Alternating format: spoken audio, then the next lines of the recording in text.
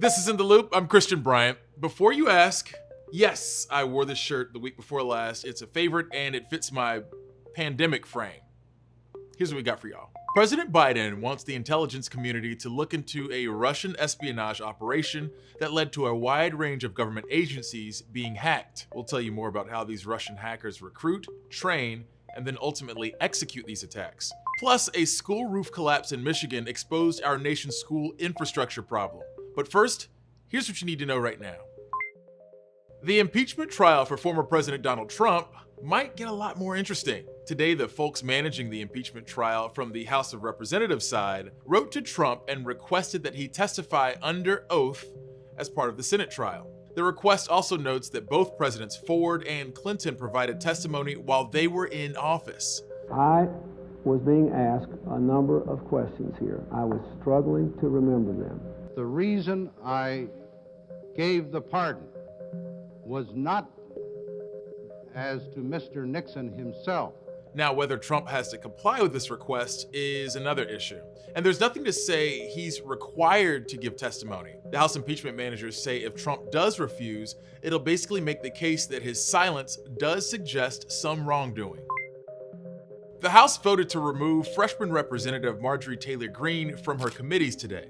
Democrats had a united stance on the issue forcing the vote, but that wasn't the case for House Republicans. Greene has been in the spotlight over her social media support of violence against Democratic leaders and over her conspiracy theories around school shootings, which she walked back today. Look, I get it. You know, she's a Republican in your mind and you want to defend her, but my goodness, look at what's been said. Bottom line is, I think until she publicly disavows all her comments from the past and says, you know, everything going forward, I don't take it too seriously.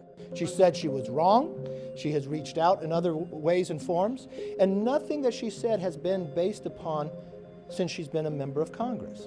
Some Republicans argued voting in favor of her removal sets a dangerous precedent, since it would essentially allow the majority party to decide who is fit to serve on a committee. But House Speaker Nancy Pelosi says this is just about accountability. If any of our members threaten the safety of other members, we'd be the first ones to take them off of the committee. It's been a trying week for the GOP as its leaders contemplate the future of their party. The third-ranking House Republican Liz Cheney also faced a vote to keep her roles after supporting the impeachment of President Donald Trump. While there were public calls for her removal, the results of a secret ballot were overwhelmingly in her favor.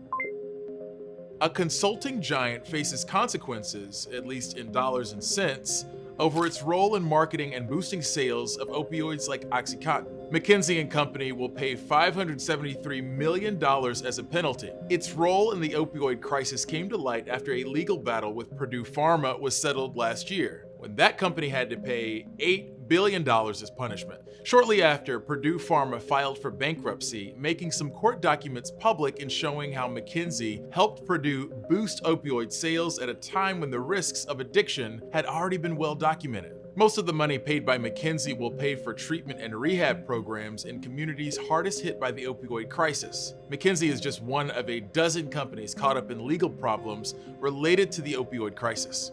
Opioids have been linked to more than 470,000 deaths in the US since 2000. Our goal is to bring down Vladimir Putin. Our goal is a democratic European Russia where we have rule of law and political competition. Some pretty major things have been going down in Russia this week. Public pushback on Putin's autocratic government intensified when opposition leader Alexei Navalny was sentenced to more than 2 years in prison for violating his parole. Worth noting here, Navalny had just returned to Russia after coming out of a coma and getting treatment abroad for a nerve agent poisoning, which he's blamed on Putin and the Kremlin. The sentencing triggered a new wave of protests across Russia that's led to more than 1,000 arrests. Images show overcrowded detention centers filled with protesters who were detained. Governments worldwide, including the US, have called out Russia for its crackdown on political opposition. Russian efforts to suppress freedom of expression and peaceful assembly are a matter of deep concern to us and the international community. Mr. Navalny, like all Russian citizens, is entitled to his rights under the Russian Constitution. He's been targeted for exposing corruption. He should be released immediately and without condition. Republican Senator Mitt Romney also hinted at additional sanctions against Russia, tweeting, "Strong leaders don't have to jail adversaries to maintain power." Last year, cyber attackers backed by a foreign government penetrated multiple federal government agencies. The attackers made their way in through software called SolarWinds. Now President Biden wants the intelligence community to investigate the attack, which experts say stemmed from Russia. So, how does this global superpower recruit and train cyber attackers? Newsy's Sasha Ingber explains. Soon after taking office, President Joe Biden ordered the intelligence community to investigate a cyber incident. Officials and experts call the SolarWinds hack a Russian espionage operation, penetrating numerous government agencies. It certainly fits Russia's long history of reckless disruptive cyber activities. Some lawmakers question whether the effort amounts to an act of war. But how did Russia become a formidable threat in the digital world? It's a story of recruiting, training, and then attacking. The Russians chose to tap into a criminal hacker network that formed after the Soviet Union fell, a network that investigative journalist Andrei Soldatov says was made up of the sons and daughters of unemployed military engineers. By the 2000s, Russian intelligence and security services understood that in technical capabilities, they were not much to Western security services. The Russian security services understood, but actually they have this big asset. Soldatov says Russia also took advantage of a cooperative relationship with the US and UK, which were sharing intelligence on bad cyber actors. The Russian security services used this information to approach criminal hackers and tell them basically, look, you have a choice. Either you go to jail or you go working for us. Today, a pipeline of students from technical universities join the ranks of cyber troops. IT companies face their own pressure, which grew more acute after losing Western contracts because of sanctions. The Russian military came to help. They started giving these companies big military contracts. Russia has taught their own how to conduct some of the world's most destructive spear-phishing malware and hack and leak campaigns. It pays to think of Russia as a reconstituted surveillance security state, right? A lot of resources go into the intelligence services. Under President Vladimir Putin, who was a KGB officer, their budgets and powers increased. And according to Michael Weiss of the Free Russia Foundation, so did the desire to weaken adversaries blamed for the country's ills. They see the West as the enemy. They see Western actors as there to be co-opted, countermanded, or in certain cases, because I certainly count Ukraine as part of the West, especially now, defeated and eliminated on the battlefield. Sometimes their tradecraft is paired with psychological and information warfare, and sometimes their work is used against them. The guys who are inventing it don't necessarily know how to control what they've invented. They're creating Frankenstein's monster. Experts say the SolarWinds software breach went undetected since March. Reverse engineers spent countless hours following paths of malicious code that led to dead ends. When we found out, we got to the root of it and found out how deep this problem went, we were blown away. Renowned cybersecurity firm FireEye alerted the world in December. Vice President John Hultquist says the targets hackers went after are one way Russia shows its hand. We're consistently discovering new victims. This isn't over by a long shot. Moscow denies being behind the operation, but analysts say Russians will feed the gleaned information from American agencies and businesses to their leaders and policymakers, proving especially useful as the Biden era begins. There'll be numerous new conflicts, and they're going to want the upper hand. This could very well be the most impactful cyber espionage incident we've ever seen. From Washington, Sasha Ingber, Newsy. America has a school infrastructure problem that has burdened states and individual school districts that don't have the money or resources for repairs.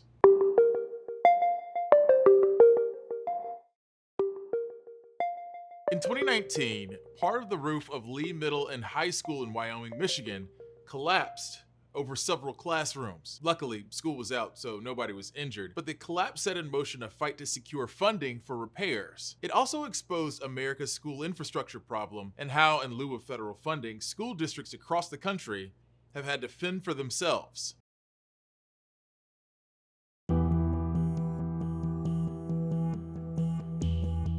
I was in my living room, I was watching Netflix. That's when I heard a loud crash, and I looked outside my window and noticed that part of the school had fallen into the classrooms. It looked scary. Went back to all the memories I had in that specific hallway. I would always be there, hang out with my friends there. I had one of my favorite teachers in that hallway. We start the 6 with developing news. A roof collapsed into the high school classrooms at Lee High. A 60 by 40 section of our roof structure came straight down.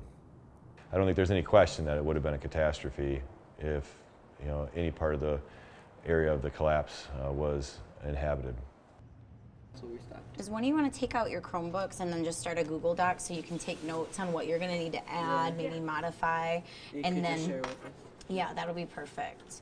And so once you have that out, we'll watch it all together.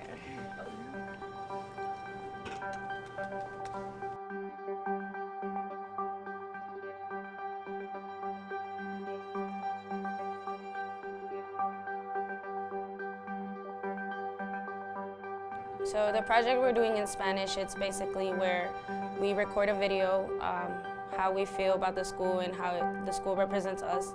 And we send it to Ellen DeGeneres and see if hopefully we can get some money out of it, or if hopefully she can help us.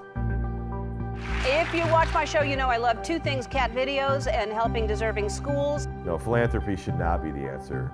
This is again, free and appropriate public education. And so if we genuinely believe that the American dream, that the opportunity, that the promise of America extends to each and every child, then we have to take a close look at the environments that those children are subjected to while at school.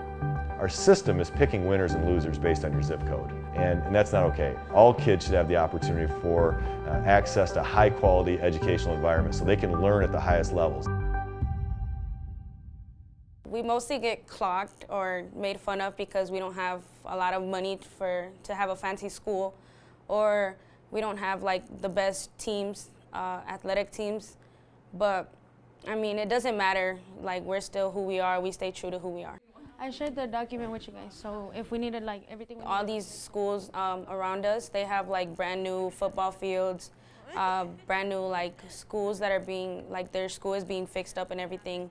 And with the roof collapse, now they're saying that our school doesn't have the necessary funds to build it again. It does get very crowded, from everybody trying to pass through.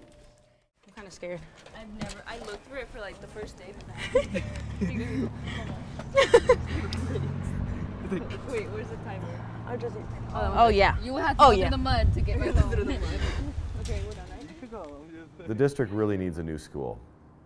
And without sizable capital to do that, it's estimated that to replace the school, it'd be about $60 million. There certainly isn't any more room for borrowing, so we're stuck in this cycle that is hard to get out of. We've certainly been working with officials on Capitol Hill and help them understand better kind of what the conditions are and what the needs are. They're not getting the same kind of educational opportunities. Teachers don't want to teach in schools where they have to move the desks around to avoid a roof leak. The educators aren't claiming responsibility for these conditions, and the infrastructure community is also not claiming responsibility. My name is Catherine Maria, and I'm a Spanish teacher at Godfrey Lee Middle and High School located in Wyoming, Michigan. Our school district is considered low income. However, we are rich in cultural diversity and community involvement.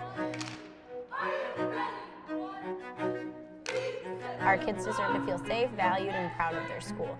This problem makes it hard for any of that to be possible. 1, 2, and 3, 4, 5. I cannot stress enough how wonderful our students have been throughout this process. They have been incredibly flexible in understanding the situation, but they deserve so much more. Students in my native speaker class have created a video asking for your help. See the video here. Thank you for your time and consideration of helping our school and community. What do you guys think? Let's start rolling it in. It's like finally the time. Who wants to hit send?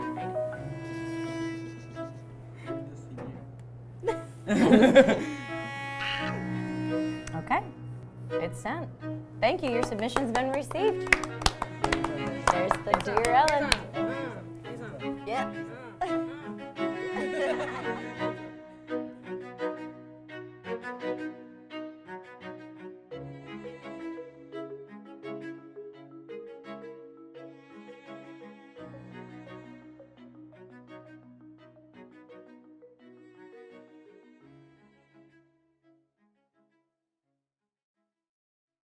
That was Collapse Inside America's School Infrastructure Problem. As we learned in the piece, the federal government doesn't fund school infrastructure and state support can be minimal. But just last month, there was some movement. A bill was introduced in the House to provide for the long-term improvement of public school facilities. One of the co-sponsors of that bill is Representative Donald Norcross, who's joining us today. What are some of the main priorities outlined in this legislation? Well, you have to start with where's the problem? 4 out of 10 schools in this country need to have their heating and ventilation system replaced. You start looking at 36,000 school buildings. As part of this bill, they're creating a database to keep up-to-date statistics on what buildings have the problems. There's $130 billion that is targeted to help schools bring up that infrastructure. They've targeted the schools that are historically left behind, and that has to do with the poverty rate in those areas. When you look at those areas, that's primarily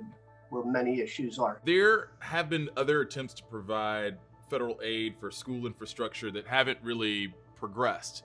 So what's different this time? People have spoken, we hear them, and they understand that in the pandemic just heightens the awareness of our deficiencies in our educational system. That will tackle the pandemic and get direct financial assistance and relief to Americans who need it the most. That's why you're seeing this so early in the administration that the Biden-Harris American Rescue Plan contains this bill about bringing those schools back to even the playing field, that every kid has a chance.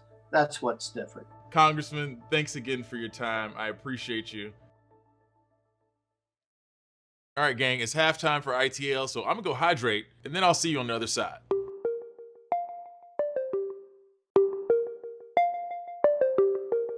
I really miss physical entertainment spaces like movie theaters and live theater venues. I make jokes about sneaking outside drink inside the theaters to keep from crying, really. Although COVID vaccine distribution is ramping up in the US, we're still in a pandemic, and many physical entertainment spaces have had to make some creative pivots to stay afloat. Newsy's Casey Mendoza spoke to a few cautiously optimistic cinema and live theater workers to find out what the future of entertainment looks like. After nearly a year of quarantines, lockdowns, and social distancing measures, the physical spaces of entertainment are either adjusting to a new normal or recovering from the financial losses of 2020. As the pandemic continues, Newsy asked people in cinema and live theater, what does the future of entertainment look like? It's still a really scary world. I'm cautiously optimistic about the future. Starting with movie theaters, an industry that many say was doomed from the start, Newsy chatted with Ted Rogers, the programmer for the nonprofit Ragtag Cinema in Columbia, Missouri. I don't worry about streaming sort of impacting the theatrical experience. And people will continue to write headlines saying that cinema is dead, but I don't see it. In the past year, movie theaters have grappled with inconsistent reopenings, threats of bankruptcy, and competition from streaming services like Disney Plus or HBO Max, both of which are now sending theatrical titles directly to their online platforms. But despite those pitfalls, Roger says he hopes the demand for the collective theatrical experience will keep the industry afloat, at least for independent community cinemas. This model of chain megaplexes has not been the norm forever. And it had always been independent exhibitors who were really tasked with understanding their audience. Since reopening with low capacity in June, Ragtag has pivoted to outdoor shows and drive-in screenings to keep their audiences engaged. Rogers says it isn't necessarily ticket sales keeping the venue open, but it's membership programs, grant funding, and community support. That support is a lifeline for other venues, too. We're projecting we were going to have a deficit, for this coming year or this current fiscal year. And thanks to donations, we're able to, have a balanced budget, which we feel really thankful for. Broadway in New York City may be shut down until June, but regional theater companies like the Lead Center for Performing Arts in Lincoln, Nebraska, or the Rose Theater in Omaha, began reopening both virtually and in person with limited audiences last year. We were the first venue in the nation to have a Broadway or off-Broadway show that took place since the pandemic started. We kind of get to pilot the things that will hopefully be the change for everyone else around the country. Casey Mendoza, Newsy, Chicago. If you haven't done so already, feel free to reach out to us on Twitter using the hashtag NewsyInTheLoop. We're always looking for feedback about the show, but DMs are open if you want to talk some trash ahead of Super Bowl Sunday.